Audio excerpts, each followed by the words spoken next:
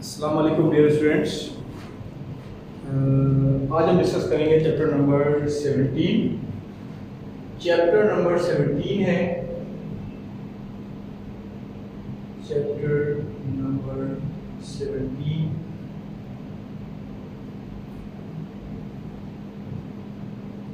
Advent of modern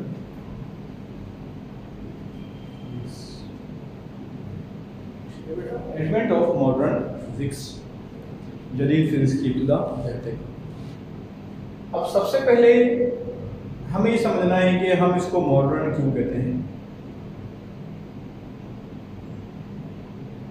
बेटा हम ये कहते हैं कि light having a dual nature, wave nature as well as particle nature.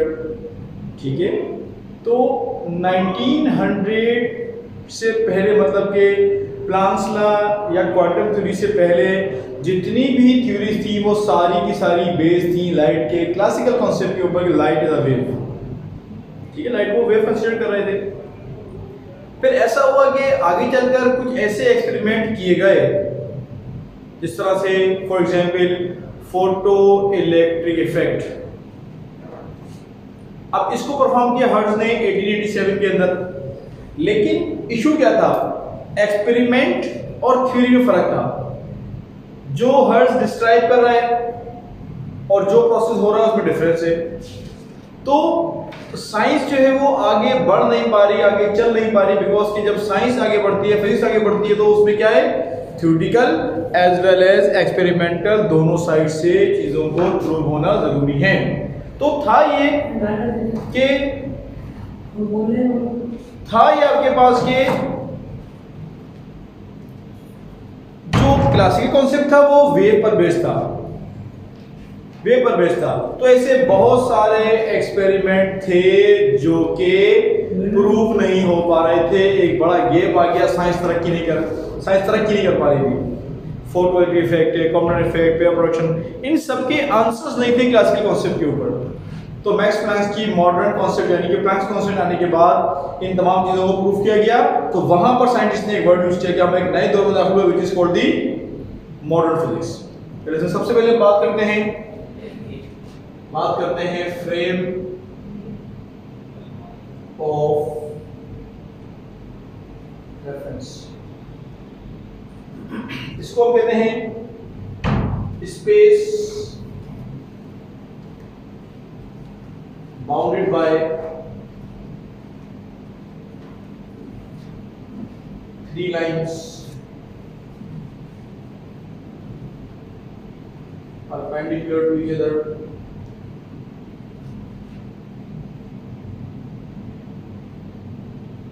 is called frame of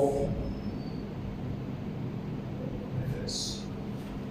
Space bounded by three lines perpendicular to each other is called frame of reference. पहले तो ये समझना है कि फ्रेम का मतलब क्या होता है। हम फ्रेम का वर्ड का यूज करते हैं। हम बेटा फ्रेम बनाते हैं चीजों को बाउंड करने के लिए, उनको बाउंड्रीज देने के लिए। जिस तरह किसी तस्वीर का फ्रेम है, तस्वीर बाउंड है। किसी डोर यानी कि दरवाजे का फ्रेम है, डोर बाउंड है। किसी विंडो का फ्रेम है, विंडो बाउंड है। तो हम बनाते हैं फ्रेम चीजों को बाउंड करने के लिए, उनको बाउंड्रीज देने के लिए। तो हम ये कहते हैं कि एक ऐसा फ्रेम जो कि स्पेस को बाउंड कर ले, जगह को रोक ले, उसको हम कहते हैं कि ये फ्रेम ऑफ रेफरेंस है। अब याद रहे कि स्पेस को अगर आपने बाउंड करना है तो आपको चाहिए 3 एक्सिस। जिस तरह ये रूम है, अगर आपने जगह रोकनी है तो आप किस तरह रखते हैं, x axis, y and z, इस पर बाउंड हो जाएगा। तो स्पेस बाउंड होता है, हम कहते हैं बाय मीन ऑफ 3 एक्सिस। तो हम कहते हैं कि अगर आप स्पेस को बाउंड करते हैं बाय मीन ऑफ 3 लाइन, मतलब कि x axis, y and z axis, तो हम कहते हैं space bounded by 3 lines perpendicular है। तो इसको हम कहते हैं frame of reference. Space bounded by 3 lines perpendicular to each other is called frame of reference. Example क्या होगी, इस room is example of frame of reference. ये रूम एक फ्रेम है, ठीक है, तीन एक्सिस है। कोई चलती बस है, चलती कार है, वो एक फ्रेम है, कोई ट्रेन का कंपार्टमेंट है, वो भी एक फ्रेम है। तो हम ये कहते हैं कि अगर आपने स्पेस को बाउंड कर लिया इन 3 लाइन की मदद से, तो हम कहते हैं ये कहलाता है फ्रेम ऑफ रेफरेंस। इसकी बड़ा 2 टाइप्स होती हैं। एक को हम कहते हैं inertial frame of reference,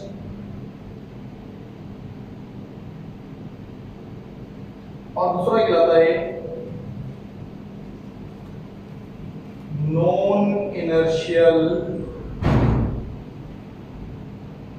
frame of reference. Inertial frame of reference and non inertial frame of reference. अब बेटा इनर्शियल फ्रेम क्या होता है? ऐसा फ्रेम जो कि रेस्ट में हो। हम कहते हैं इनर्शियल फ्रेम बेटा क्या होगा? यही इसको मेंशन कर देता हूं मैं आपके पास। अगर हम बात करें इनर्शियल फ्रेम की, ऐसा फ्रेम जो कि बेटा कैसा हो, या तो रेस्ट में हो और मूविंग विद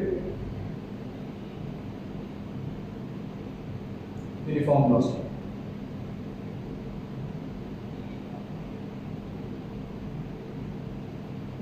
ठीक है, ऐसा फ्रेम जो कि आपके पास कैसा हो, या तो रेस्ट में हो या फिर वो एक ही वेलोसिटी से ट्रेवल करता रहे, तो हम ये कहते हैं कि फ्रेम जो है वो इनर्शियल है। A frame of reference at rest or moving with uniform velocity is called inertial frame, while the ऐसे फ्रेम जो एक्सेलरेट करते हैं हम कहते हैं accelerated frame.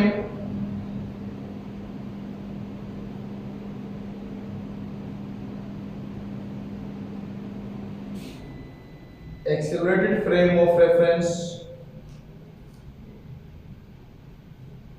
is called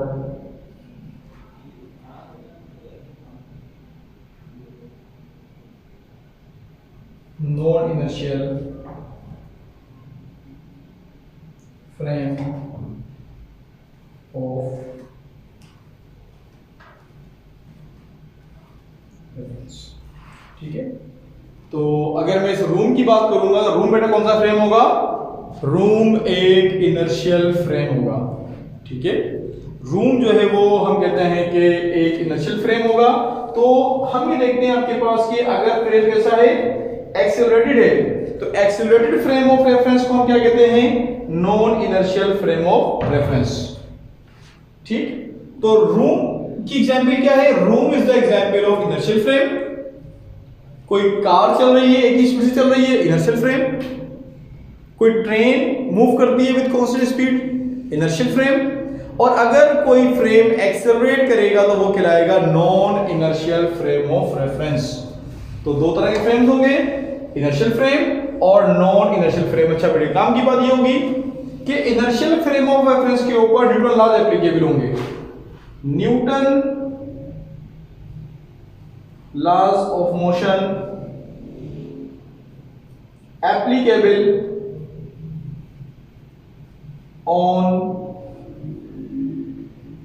inertial frame। याद रहे कि इनर्शियल फ्रेम के ऊपर न्यूटन के लॉज कैसे होंगे? एप्लीकेबल होंगे, और non inertial frame of reference के ऊपर ये लॉज एप्लीकेबल नहीं होंगे। ठीक है जी, तो inertial frame and non inertial frame of reference. तो बेटा आइडिया क्या है? अगर आप स्पेस को बाउंड करते हैं बाय मीन ऑफ 3 लाइंस, मतलब के x, y and z axis, तो बेटा ये कहलाता है फ्रेम ऑफ रेफरेंस। इसकी फिर हम कहते हैं कि 2 टाइप्स हैं, इनर्शियल और non inertial frame of reference. ऐसे फ्रेम जो कि रेस्ट में हैं वो कहलाते हैं इनर्शियल फ्रेम, या ऐसे फ्रेम जो कि यूनिफॉर्मली ट्रेवल करते हैं वो भी कहलाते हैं इनर्शियल फ्रेम। और अगर कोई फ्रेम एक्सेलरेट करता है तो वो कहलाते हैं non inertial frame of reference. ठीक है बेटा, आगे बात करते हैं। आगे हमारे पास है स्पेशल थ्योरी ऑफ रिलेटिविटी। इसको दिया आइंस्टाइन ने, इसका ईयर था 1905।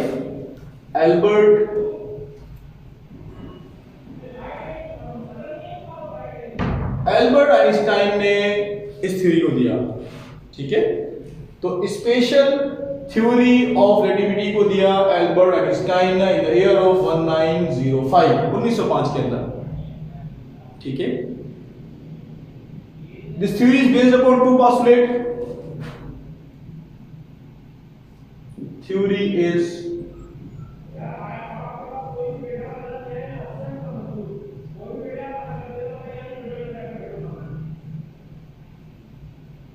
To postulates. ये थ्योरी बेटे डिपेंड करती है दो पोस्टुलेट्स के ऊपर। First postulate,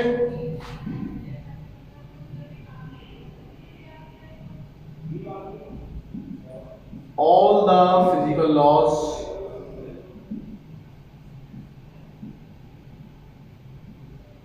same in all inertial frame of reference. All the physical laws same in all inertial frame of reference. इसमें शामिल है Newton loss as well as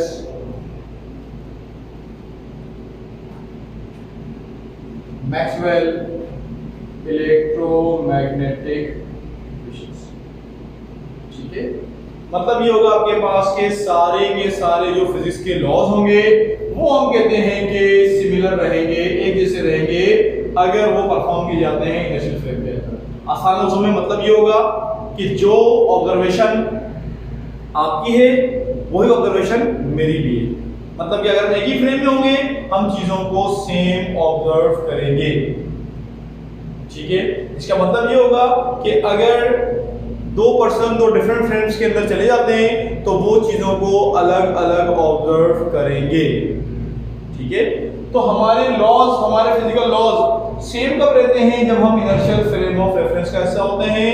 तो all the physical laws same in all inertial frame of reference. यानी हम कहते हैं कि अगर हम इनर्शियल फ्रेम ऑफ रेफरेंस में हैं तो हमारे लॉज कैसे रहेंगे? सेम रहेंगे। इसका मतलब ये है कि डिफरेंट फ्रेम्स अगर हम जाते हैं तो हम चीजों को डिफरेंट ऑब्जर्व करते हैं। फॉर एग्जांपल, एक एग्जांपल है कि एक ऑब्जर्वर ट्रेवल करता है, हम कहते हैं कि एक ट्रेन के अंदर, और दूसरा ऑब्जर्वर कहां पर है? हम कहते हैं जमीन के ऊपर।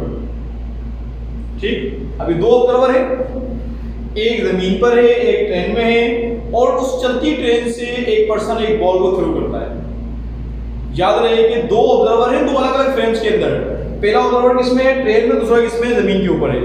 अब चलती ट्रेन से एक बॉल को थ्रो किया जाता है तो जो ट्रेन में बैठा ऑब्जर्वर है वही ऑब्जर्व करता है, क्योंकि ट्रेन आगे जा रही है, वही ऑब्जर्व करेगा कि बॉल जो है वो पीछे जा रही है, वो इस तरह फील करेगा। अब जमीन पे खड़े ऑब्जर्वर ने बॉल को कैच किया है, वो देखता है कि बॉल उसके पास सीधी आ गई है। तो अब ये दो अलग अलग ऑब्जर्वेशन हैं। ट्रेन वाला ऑब्जर्वर ये ऑब्जर्व करता है कि बॉल पीछे जा रही है। ठीक है, जमीन वाला ऑब्जर्वर ये चेक करता है कि बॉल सीधी उसके पास आ रही है। तो ऐसा होगा आपके पास कि वो दोनों अलग अलग जो है वो चीजों को देखेंगे, मतलब कि दोनों की ऑब्जर्वेशन क्या होंगे? डिफरेंट हो जाएंगे। तो अलग अलग फ्रेम्स कैसे हैं? तो हम कहते हैं कि अगर फ्रेम सेम होंगे तो लॉस सेम रहेंगे, और इसका मतलब ये है कि अगर हम अपने फ्रेम्स को चेंज करते हैं तो हमारी ऑब्जर्वेशन डिफरेंट हो जाएंगी और हम लॉस को डिफरेंटली ऑब्जर्व करेंगे। तो पहला पोस्टुलेट क्या होगा? All the physical laws same in all inertial frame of reference. इसमें शामिल है Newton laws as well as the Maxwell electromagnetic equations. ठीक, second postulate number 2, we can see the speed of light. The speed of light is a universal constant.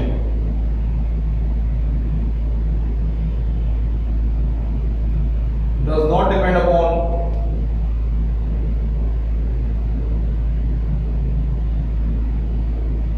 motion of source and observer. Source and observer. Light की speed हम कहते हैं एक universal constant है जो कि ना डिपेंड करती है अपनी सोर्स के ऊपर, ना डिपेंड करती है ऑब्जर्वर के ऊपर कि कौन उसको ऑब्जर्व कर रहा है। इन वैक्यूम, अगर बेटा वैक्यूम की बात करें, vacuum the speed of light is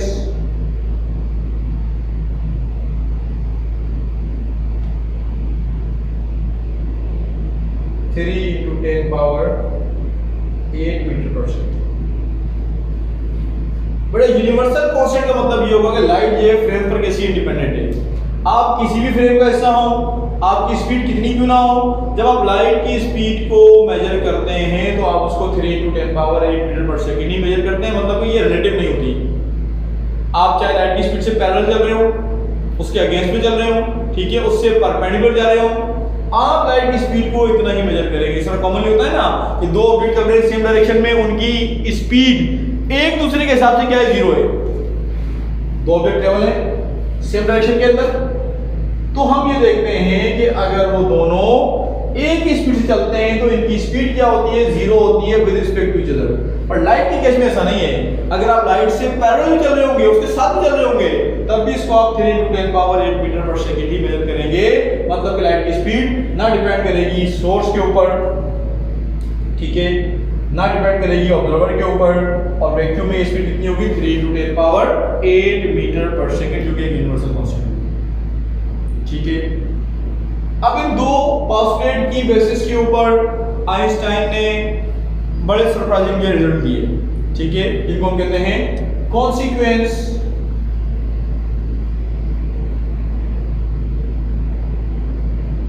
consequences of special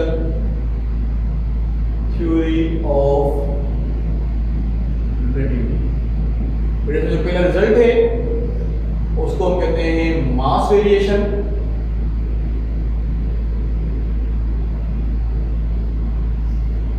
ठीक है ना। According to mass variation, let m naught is the rest mass, ठीक है, and m is the mass of the same object when the object moves compared to the speed of light। तो हम कहते हैं relation इसका आता है m is equals to m naught 1 minus v square upon c square, ठीक है। अच्छा बेटा, इसमें m naught क्या है, m naught मास है ऑब्जेक्ट का जब वो रेस्ट में है, तो m naught क्या है आपके पास, rest mass, and m is the mass of the same object when object moves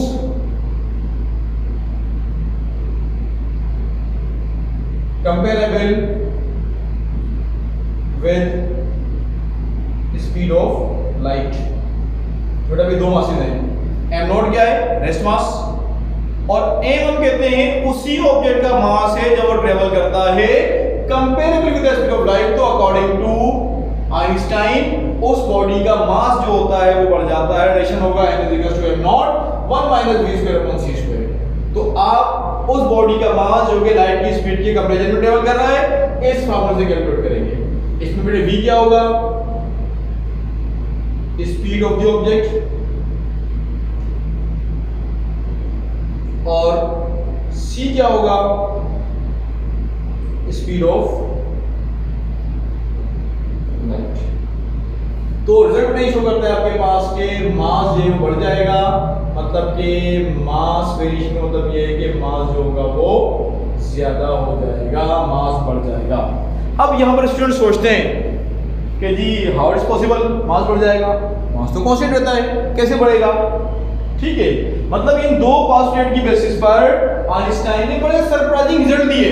उन रिजल्ट्स के अंदर पहला रिजल्ट ये था कि अगर कोई ऑब्जेक्ट ट्रेवल करता है comparable with the speed of light के साथ, तो उस ऑब्जेक्ट का मास जो है वो बढ़ जाता है, ठीक है।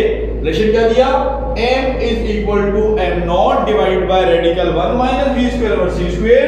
इसमें m नॉट क्या है, रेस्ट मास, जब ऑब्जेक्ट रेस्ट के अंदर है, and m is the mass of the same object when it moves comparable with the speed of light। तो रिलेशन आता है m is equal to m naught 1 minus v square over c square, mass बढ़ जाएगा। m naught rest mass, m is the moving mass, v speed of light and c speed of object. अब बात फिर हो जाती है कि मास कैसे बढ़ेगा। तो बेटा इन पॉइंट्स को समझने के लिए कुछ बातें आपने ध्यान में रखनी है। सबसे पहले ये जो भी रिजल्ट डिस्कस करेंगे सारे के सारे ये अपरेंट होंगे। अपरेंट समझते हैं आप? जिस तरह हम आप एक केस पढ़ते हैं पुली वाला कि जी वो एक एलिवेटर जो है वो चल रहा है, पुली सेट आपके पास which is called the weightlessness in the satellite. उसमें क्या होता है कि अपरेंटली बॉडी का वेट जीरो हो जाता है, एक्चुअल तो वेट होता है, ऊपर जाने पे वजन बढ़ रहा है, नीचे आने पे वजन कम हो रहा है, तो अपरेंट केस होता है। इधर भी ऐसा ही है, इधर भी ऐसा ही है। हम ये कहते हैं कि ये सारे के सारे रिजल्ट कैसे हैं? अपरेंट हैं, रियल चेंजेस नहीं है, अपरेंट चेंजेस हैं। तो बेटा मैं कुछ पॉइंट में मेंशन करता हूं आपके पास, देखिएगा कि सबसे पहली चीज कि ये सारे के सारे रिजल्ट कैसे होंगे जो हम डिस्कस करेंगे, सारे के सारे रिजल्ट कैसे होंगे? अपरेंट होंगे। ठीक है, मतलब कि मास बढ़ेगा नहीं, आपको लगेगा, एक्चुअल वो तो नहीं होगा बट यू फील के मास इंक्रीज हो रहा है। तो बेटे सबसे पहली चीज ये सारे रिजल्ट कैसे होंगे? Apparent result.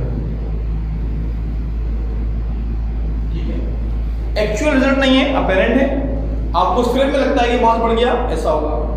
अच्छा, उसके बाद अपरेंट चेंज रिजल्ट्स की भी हम कहते हैं लिमिट है। एटलीस्ट ऑब्जेक्ट ट्रेवल, हम कहते हैं कि इसके लिए जो कम से कम स्पीड होगी बेटा वो कितनी होगी?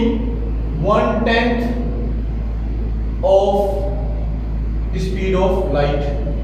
मतलब कि इन अपरेंट रिजल्ट्स को देखने के लिए सपोज करें अगर आप बात करते हैं मास वेरिएशन की, मास बढ़ेगा, तो इस अपरेंट रिजल्ट को भी देखने के लिए एटलीस्ट बेटा स्पीड कितनी चाहिए? 1/10 of the speed of light, जो कि बड़ी स्पीड होगी।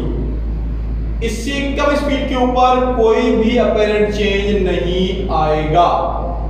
तो बेटे दो पॉइंट, एक तो सारे के सारे रिजल्ट कैसे हैं? अपरेंट हैं, रियल चेंजेस नहीं है। यदि मास कैसे बढ़ेगा? तो मास बढ़ेगा नहीं, आपको लगेगा। एक चीज उस अपरेंट, हम कहते हैं उस अपरेंट की जो अपरेंट रिजल्ट्स हैं उसकी भी लिमिट होगी। और कितनी लिमिट होगी? 1/10 of the speed of light.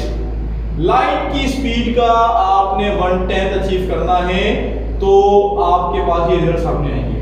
अगर हम कॉमन बात करें तो कॉमनली कोई भी ऑब्जेक्ट लाइट की स्पीड को नहीं पहुंचते, पॉसिबल नहीं, आपके पास इम्पॉसिबल है। ठीक है, और 1/10 की हम कहते हैं बड़ी स्पीड होगी। कॉमन आप अगर आप बात करेंगे चीजों की स्पीड की तो फास्टेस्ट क्या होगा? चले कोई मिसाइल है, कोई स्पेसशिप है, कोई रॉकेट है, वो भी इतनी स्पीड को नहीं पहुंचते।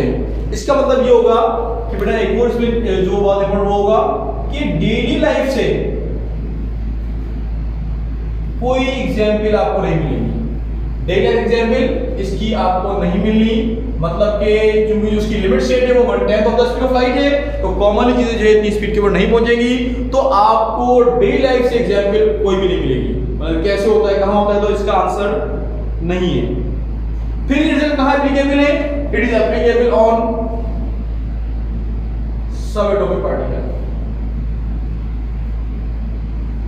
जहां पर ऑब्जेक्ट लाइट की स्पीड को अचीव करने की कोशिश करते हैं, वहां पर ये रिजल्ट कैसे एप्लीकेबल है। तो बेटे सबसे इंपॉर्टेंट चीज क्या होगी कि जो रिजल्ट्स हम यहां डिस्कस कर रहे हैं, जो कॉन्सिक्वेंस हम डिस्कस कर रहे हैं, उसके लिए लिमिट सेट है। सबसे पहली चीज, सारे के सारे रिजल्ट्स कैसे हैं? अपरेंट हैं। अपरेंट मींस आपके पास के रियल चेंजेस नहीं है। ठीक है, अपरेंट चेंजेस है। उसके बाद अपरेंट जो रिजल्ट्स हैं उसकी भी लिमिट है। लिमिट क्या है? एटलीस्ट आपको लाइट की स्पीड का 1/10 जो है वो अचीव करना है। ठीक है, अब चूंकि कॉमनली चीजें इतनी स्पीड को पहुंची नहीं है तो आपको डेली लाइफ से एग्जाम्पल कोई भी नहीं मिलनी। और उसके बाद एक चीज और कि ये सिर्फ कहां एप्लीकेबल है? सब एटॉमिक पार्टिकल्स के ऊपर, जहां पर जो पार्टिकल्स होते हैं वो लाइट की स्पीड को अचीव करने की कोशिश कर रहे होते हैं। ठीक है बेटे, तो बात करते हैं कि मास वेरिएशन जो वो कैसे होती है, मास कैसे बढ़ता है, अपरेंटली भी कैसे बढ़ता है, कुछ तो कॉन्सेप्ट होगा ना। अब जरा बात समझते हैं, एक मैं आपको समझा देता हूं, बाकी हम जर्नी लिखेंगे। अगर हम बात करें मास वेरिएशन, एक कॉमन बिहेवियर है बेटे, एक कॉमन बिहेवियर है आप किसी ऑब्जेक्ट के ऊपर फोर्स अप्लाई करते हैं, you have to apply the force. ठीक है, मैं इस बोर्ड पे फोर्स अप्लाई कर रहा हूं किसी एक्सरसाइज चीज के ऊपर। अगर आपकी फोर्स अप्लाई करने से वो ऑब्जेक्ट आगे ना जाए तो आप क्या अज्यूम करेंगे? ऑब्जेक्ट का मास ज्यादा है, फोर्स तो अप्लाई कर रहे हैं, आगे जा नहीं रहा, ऐसे ही ना। कि अगर आप किसी ऑब्जेक्ट के ऊपर फोर्स अप्लाई करते हैं और आपकी फोर्स अप्लाई करने से अगर ऑब्जेक्ट आगे नहीं चलता, इसका मतलब आप ये ले रहे होते हैं या तो फ्रिक्शन ज्यादा है, फ्रिक्शन ना हो तो आप कहते हैं मास ज्यादा है। ऑब्वियसली मास की बात कर रहे हैं, मास ज्यादा है। ठीक है, तो आपने फोर्स अप्लाई करी, फोर्स के अप्लाई करने पे ऑब्जेक्ट मूव नहीं करता, आप ये सोचते हैं कि ऑब्जेक्ट का मास जो है वो ज्यादा है, यानी कि फोर्स के अप्लाई करने पर वो मूव नहीं करता। ठीक है, ये देखिए कंडीशन, ये बात ध्यान में रखिएगा कि अगर फोर्स के अप्लाई करने पर ऑब्जेक्ट आगे नहीं जाता तो आप ये सोचते हैं कि उस ऑब्जेक्ट का मास ज्यादा है, मास ज्यादा है ऑब्वियसली। अच्छा जी, अब जरा एक कॉन्सेप्ट और समझें। लेट्स सपोज कि बेटे मैं इस रूम की बात करता हूं, मैं इस फ्रेम का हिस्सा हूं, ठीक है, और जस्ट फॉर एग्जांपल मैं जिस फ्रेम का हिस्सा हूं यहां पर मैं पहुंच गया फॉर एग्जांपल लाइट की स्पीड को, मतलब मैं एक फास्टेस्ट फ्रेम के अंदर हूं जो कि लाइट की स्पीड से ट्रेवल कर रहा है। अच्छा जी, मुझसे तो कुछ भी नहीं है, मैं सबसे फास्टेस्ट हूं, यूनिवर्स की सबसे फास्टेस्ट फ्रेम के अंदर मैं मौजूद हूं, लाइट की स्पीड से मैं कंपैरिजन में चल रहा हूं। अब मैं करता क्या हूं? अगर मैं इस फास्टेस्ट फ्रेम से इस मार्कर को ऐसे थ्रो करना चाहूं तो क्या मैं इसको फॉरवर्ड थ्रो कर सकता हूं या नहीं? सोचें, पॉसिबल है? मैं खुद सबसे फास्टेस्ट हूं, मुझसे तेज कुछ भी नहीं हो सकता, क्या मैं इस मार्कर को थ्रो कर सकता हूं? आंसर होगा नहीं कर सकता। किससे जाएगा आगे? आप तो खुद फास्टेस्ट है, आपसे आगे जाएगा ही नहीं। आप इस मार्कर पे जितनी चाहे फोर्स लगा दें, इवन इस पे आप लगा दें इनफाइनाइट फोर्स, तब भी आप इसको आगे मूव नहीं करा सकते। तो जहन में क्या आता है? जहन में फिर वही बात आती है कि मैंने तो फोर्स लगा दी मैक्सिमम, मार्कर तो आगे नहीं जाता। इसका मतलब ये है कि उस फ्रेम के अंदर इसका मास क्या बढ़ गया है, और अगर ये लाइट की स्पीड से एग्रीगेट ट्रेवल करेगा तो हम ये कहेंगे आपके पास किसका मास कैसा हो गया? इनफाइनाइट हो गया। बढ़ते बढ़ते क्या हो आपके पास कि ये बहुत ज्यादा हो गया, मतलब कि इनफाइनाइट हो गया। आप इनफाइनाइट फोर्स अप्लाई कर दें, आप इसको मूव नहीं कर सकते, मतलब कि मास क्या बहुत ज्यादा है, इसलिए आगे जाता नहीं है। जितनी चाहे फोर्स लगा दें, आप इस मार्कर को आगे धकेल नहीं सकते। तो मास तो नहीं बढ़ा, लेकिन अपरेंटली क्या लग रहा है कि मैक्सिमम फोर्स पे आगे नहीं जा रहा, मतलब कि मास इंक्रीज हो गया। तो हम ये कहते हैं कि मास जो है वो बढ़ जाता है जब हम ट्रेवल करते हैं आपके पास as compare to speed of light के। मैं फिर रिपीट कर दूं बेटा, सारे के सारे रिजल्ट कैसे हैं? अपेरेंट है। अपेरेंट रिजल्ट की लिमिट कितनी है? 1/10 of the speed of light. Direct example कोई नहीं मिलेगी, और ये रिजल्ट बेटे कहां एप्लीकेबल होंगे? सब एटॉमिक पार्टिकल्स के ऊपर। इसके बेटा सेकंड रिजल्ट लेंथ कंट्रैक्शन, इसी तरीके से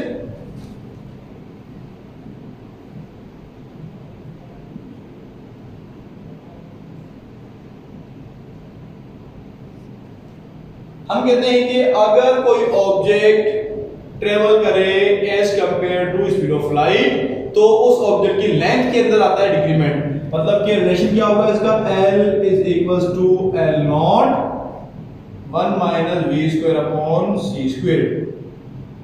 ठीक है, अब L नॉट क्या होगी बेटा आपके पास? प्रॉपर लेंथ, यानी कि वो लेंथ आपके पास जब कोई रॉड यहाँ कहते हैं रेस्ट में है, and L is the length of the same rod जब वो ट्रेवल करे as compare to speed of light. Relation ये कहता है कि लेंथ जो होगी आपके पास वो कम हो जाएगी, लेंथ हम कहते हैं डिक्रीजेस। ठीक है, तो मास बढ़ेगा, लेंथ कम हो जाएगी। L is equals to L naught 1 minus v square over c square. Length should be decreases. Apparently बेटा क्या होगी? वो चीज आपको छोटी नजर आएगी। इंपॉर्टेंट वन, लेंथ में डिक्रीमेंट सिर्फ कहां आएगा? जिस एक्सिस के अंदर ये ट्रेवल करें। सपोज करें कि जी ये तीन एक्सिस हैं, x, y and z axis, और रॉड जा रही है कहां पे आपके पास? सिर्फ हम कहते हैं एक बॉक्स है, ये ट्रेवल कर रहा है अलोंग द x एक्सिस। तो जिस एक्सिस में ट्रेवल करेगा सिर्फ उसी एक्सिस में हम कहते हैं आपको डिक्रीमेंट दिखेगा, बाकी जो एक्सिस होंगे वो नॉर्मल रहेंगे, उसमें कोई फर्क नहीं आएगा। तो लेंथ जो होगी वो कम हो जाएगी आपके पास, अपरेंटली डिक्रीज हो जाएगी, ठीक है। तो मास बढ़ेगा, लेंथ कम हो जाएगी। आगे बढ़े हम बात करते हैं इसका एक और रिजल्ट है which is called the time dilation.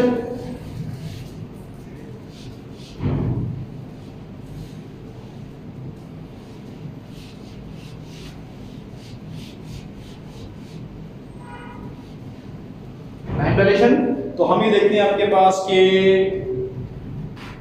अगर कोई ऑब्जेक्ट ट्रेवल करता है compare to the speed of light, तो हम लेते हैं बेटे थर्ड रिजल्ट।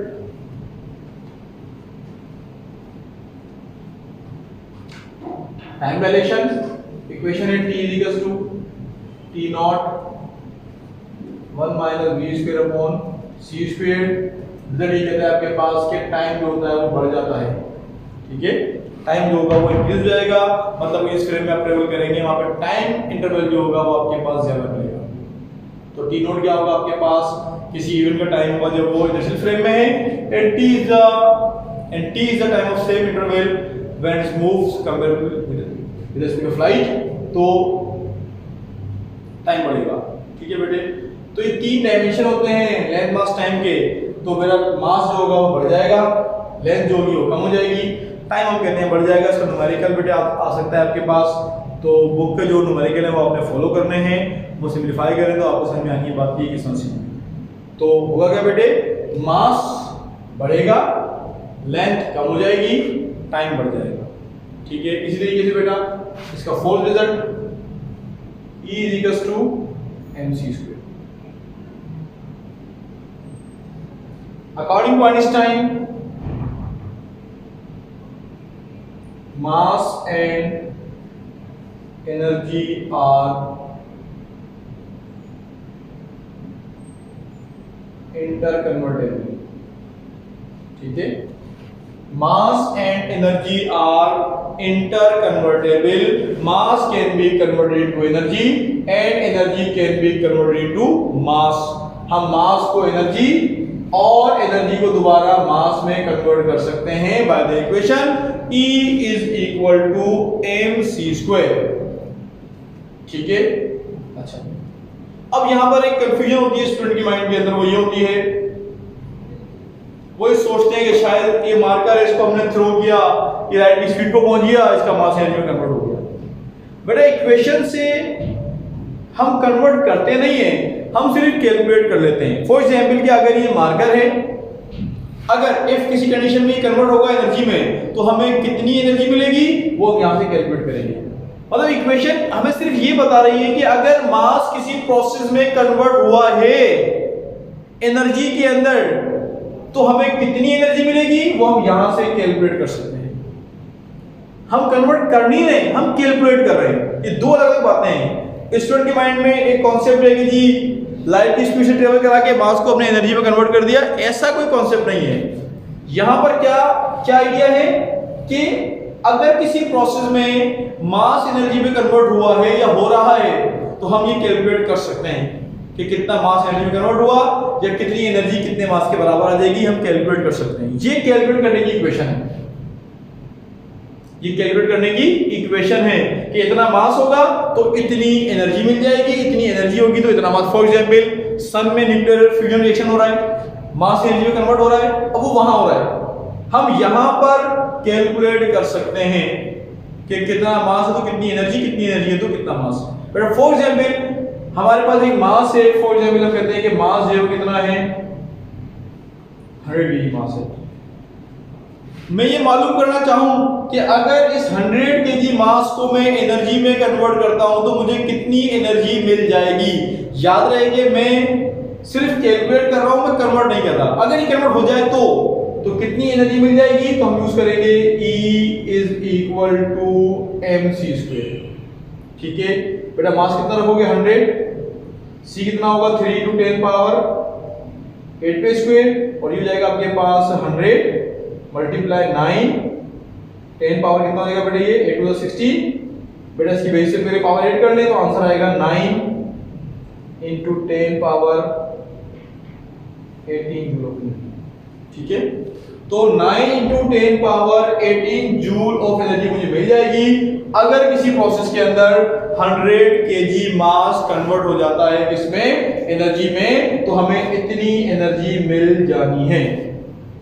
तो अभी कन्वर्ट तो नहीं हुआ, पर मैंने कैलकुलेट कर लिया कि अगर ये कन्वर्ट होता है तो मुझे इतनी एनर्जी मिल जाएगी। तो बेटे मास पता होगा तो एनर्जी कैलकुलेट कर लेंगे, एनर्जी गिवन होगी तो हम मास को कैलकुलेट कर सकते हैं। तो मास एनर्जी जो है वो इंटरकन्वर्टेबल है, इक्वेशन से हम सिर्फ कैलकुलेट कर सकते हैं, कन्वर्ट नहीं कर सकते हैं।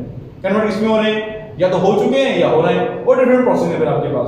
न्यूक्लियर फ्यूजन रिएक्शन है, न्यूक्लियर फिजन रिएक्शन है, उसमें हम ये देखते हैं डिफरेंस आ रहा होता है, नए न्यूक्लियस बनते हैं उसमें ही डिफरेंस आपको मिलता है। तो ये वहां सारा प्रोसेस है। तो इक्वेशन क्या है, इक्वेशन ये आपके पास के अगर आपको पता हो मास तो आप उसके इक्विवेलेंट, उसके बराबर एनर्जी कैलकुलेट कर सकते हैं, और अगर आपको एनर्जी पता हो तो आप उसके इक्विवेलेंट ये मास कैलकुलेट कर जाएंगे E=mc² से। ठीक है बेटा, उसके बाद एक काम की बात और भी यहां पर, और वो पॉइंट ये होगा आपके पास कि material object can never exceed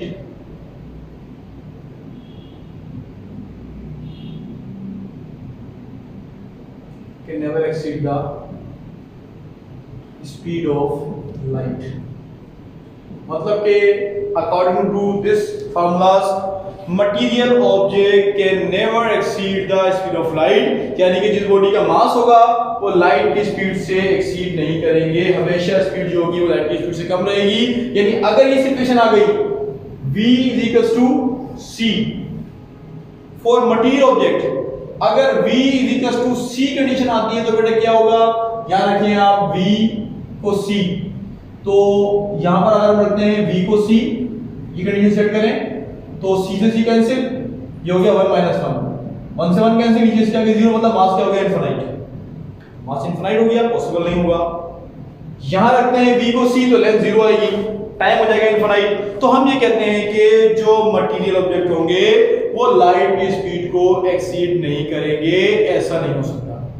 the material object can never exceed the speed of light, यानी जिनका मास होगा वो लाइट की स्पीड को एक्सीड नहीं करेंगे। अगर वो उस तक पहुंच गए, उससे एक्सीड करेंगे तो फिर ये रिजल्ट्स हम कहते हैं सारे क्या होंगे आपके पास कि मास हो जाएगा इनफिनाइट, लेंथ हो जाएगी 0, टाइम हो जाएगा इनफिनाइट, तो मतलब ये पॉसिबल नहीं होगा। ठीक है बेटा, तो यहां तक इसको रखते हैं और फिर इसको आगे कंटिन्यू करते हैं। ठीक है, तो ये बेटा कुछ रिजल्ट्स हैं, ये आपने रखने हैं के अंदर। ओके भैया, तो आगे बात करते हैं, we have a concept of black body radiation. Black body radiation, तो ब्लैक बॉडी रेडिएशन, सबसे पहले तो इसका कॉन्सेप्ट हमें ये पता है कि बॉडीज जो है वो एनर्जी को एब्जॉर्ब भी कर लेती हैं और एमिट आउट भी कर लेती हैं। ठीक है, तो ऐसी बॉडीज जो अपने ऊपर गिरने वाली एनर्जी को एब्जॉर्ब करें उनको हम कहते हैं कि वो ब्लैक बॉडीज हैं। ब्लैक होना जरूरी नहीं है आपके पास, यानी हम कहते हैं इस यूनिवर्स की हर वो बॉडी, इस यूनिवर्स की हर वो बॉडी जिसके अंदर एनर्जी को एब्जॉर्ब करने की सलाहियत है वो एक ब्लैक बॉडी है। ठीक है, एक अप्रोच अलग होती है आइडियल, पर हम ये कहते हैं कि वो बॉडीज जो कि अपने ऊपर फॉल होने वाली एनर्जी को एब्जॉर्ब कर लें उनको हम कहते हैं कि वो हम कहते हैं कि ब्लैक बॉडीज। ठीक, अगर हम बात करें बाय डेफिनेशन तो we can say a body which absorb all the radiation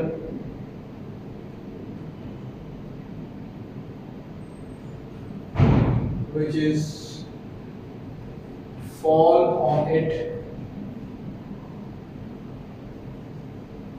is called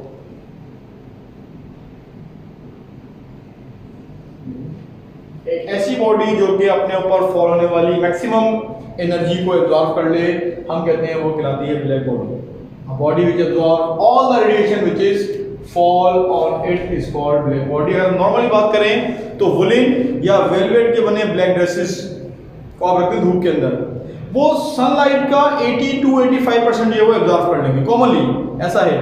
तो हम ये कहते हैं कि कॉमन अगर आप ये वुलिन या वेलवेट के बने किसी ड्रेस को रख दें धूप के अंदर, सनलाइट में रख दें, तो वो सनलाइट से एनर्जी का तकरीबन 80% जो होते हैं वो एब्जॉर्ब कर लेते हैं। ठीक है, तो वो भी हम कहते हैं एक ब्लैक बॉडी है। तो इस यूनिवर्स के अंदर हर वो बॉडी जिसमें एनर्जी एब्जॉर्ब होती है हम कहते हैं वो कहलाती है ब्लैक बॉडी। ठीक है, फिर कुछ कंडीशन होती है आपके पास, हम ये कहते हैं black body is the best absorber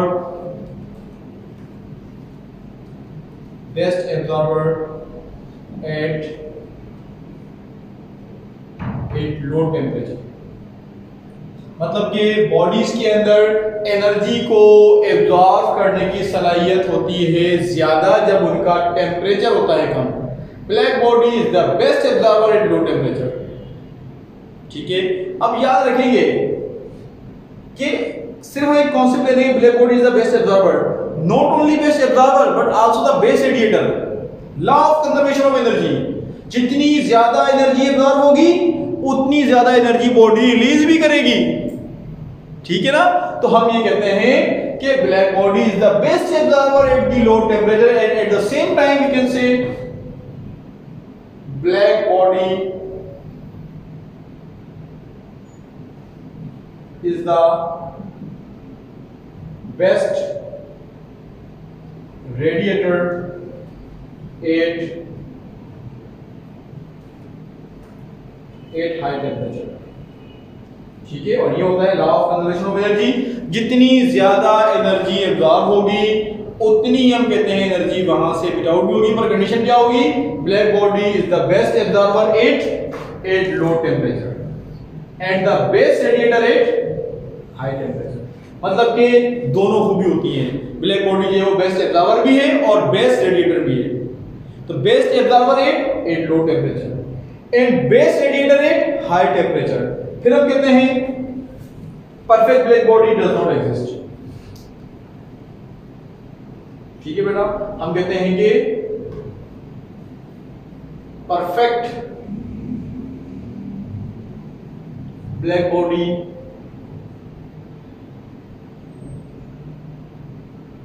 does not exist. मतलब ये होगा आपके पास के ना 100% एनर्जी एब्जॉर्ब होगी और ना ही 100% एनर्जी रेडिएट आउट होगी। तो perfect black body does not exist, मतलब कि एब्जॉर्बिंग और रेडिएट पावर क्या होगा 100% नहीं होगा। मतलब कि पावर की जो वैल्यू होगी आपके पास वो कभी भी 1 जो है वो नहीं आएगी। मतलब कि एब्जॉर्बिंग पावर हो या रेडिएट पावर हो, ये हम कहते हैं इक्वल टू 1 नहीं आएगा।